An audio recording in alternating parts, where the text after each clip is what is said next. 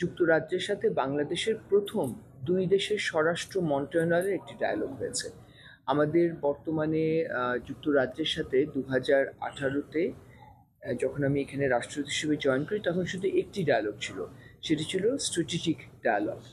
পরবর্তীতে আমার অনুরোধে যুক্তরাজ্যের সাথে আমাদের ট্রেড মিনিস্ট্রিকে আমরা অনুরোধ করি, ট্রেড মিনিস্ট্রির সাথে আমাদের কমার্স মিনিস্ট্রি একটি ট্রেড ডায়ালগ শুরু হয়, যেটি দুটি হয়ে গেছে অলরেডি।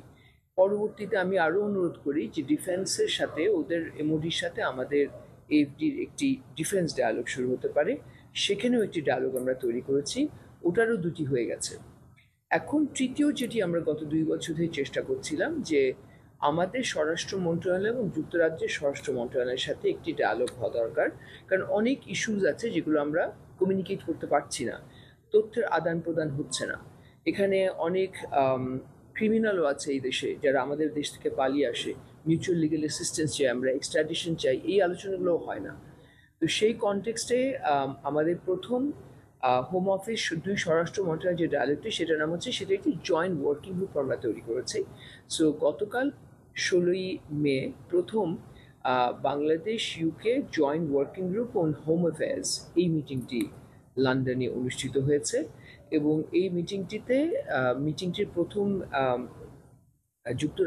বাংলাদেশ থেকে অতিরিক্ত সচিব পর্যায়ের স্বরাষ্ট্র মন্ত্রণালয়ে এসএসডি ডিভিশনের অ্যাডিশনাল সেক্রেটারি ছিলেন আমাদের সাইডের লিডার, এবং ওনাদের সাইড থেকে ওনার কাউন্টারপার্ট ছিলেন। আর এই ডায়ালগের মাঝখানে একটি এমওইউ সাইন হয়েছে, যেটি হচ্ছে আপনারা জানেন যে ইউ যুক্তরাজ্য 2020-এর আগে ইউতে ছিল, তখন ইউর সাথে একটা এসওপি আছে, এটাকে standard operating procedure and Returns বলে। দ্যাট ইজ ইউতে যত আনডকুমেন্টেড বাংলাদেশিরা আছে তাদেরকে এরকম অল্প অল্প করে ফেরত নেয়, ওরা আইডেন্টিফাই করে আমাদেরকে দেয়। আমরা আগে ইন্টারভিউ করতাম, এখন আর ইন্টারভিউ দরকার হয় না, কারণ এমআরপি আছে, ই পাসপোর্ট আছে।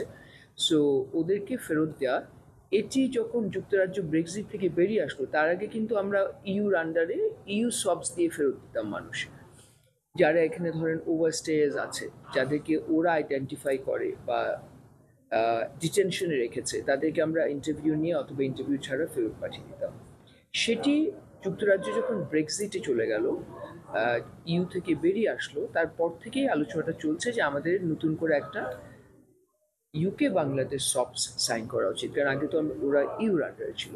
তো ওই ইউ সবসটেরই একটি কন্টিনিউয়েশন বলতে পারেন, যেটা আমরা আবার নতুন করে সাইন করলাম। আমাদের যুক্তরাজ্যে কিন্তু অবৈধ বাংলাদেশি অন্যান্য সব দেশের থেকে অনেক কম আছে।